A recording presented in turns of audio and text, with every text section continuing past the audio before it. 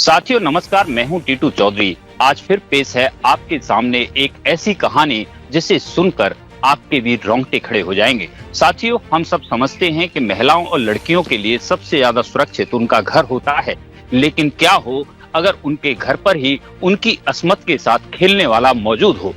मामला छत्तीसगढ़ के अंबिकापुर का है। यहाँ पहले ताऊ ने, फिर उसके बाद बच्ची के सगे पिता ने दुष्कर्म किया। जब ये बलात्कार के सिलसिले शुरू हुए तो लड़की के साथ बार बार बलात्कार होता रहा उसके ही घर में। लड़की महज 12 साल की थी। बार बार लड़की के साथ बलात्कार होता रहा। उसका ताऊ उसकी अस्मत से खेलता रहा। घटना का पता तब चला जब लड़की एक दिन रो रही थी तो माँ ने उससे पूछा कि बेटी तुम क्यों रो रही हो। तब बेटी ने बताया कि उसके सगे ताऊ ने उसके साथ कई बार दुष्कर्म किया है।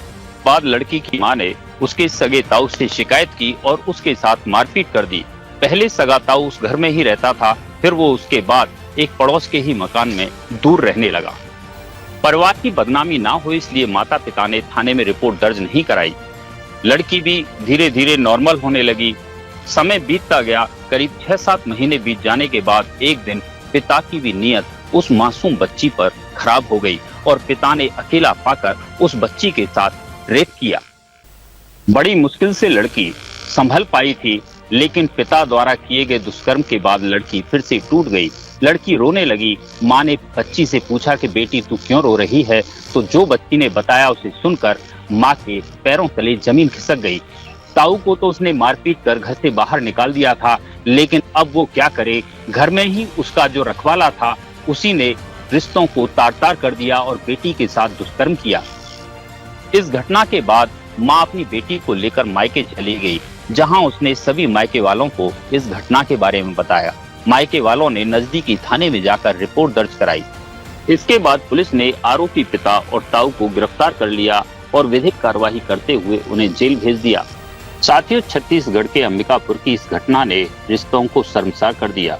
साथियों, अगर कहीं पे कोई बच्ची अपनी बात नहीं बता पा रही है, अगर आपके घर की कोई बच्ची चुपचाप है, गुमसुम है और अपनी बात नहीं कह रही है, तो हमें उससे पूछने की आवश्यकता है।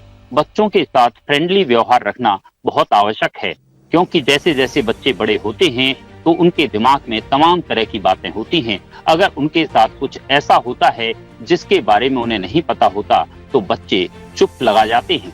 ऐसे में हमें उन्हें समझने की जरूरत है और उनके साथ बात करने की जरूरत है, जिससे अगर उनके साथ में कोई घटना हो रही हो तो वो हमें बता सकें।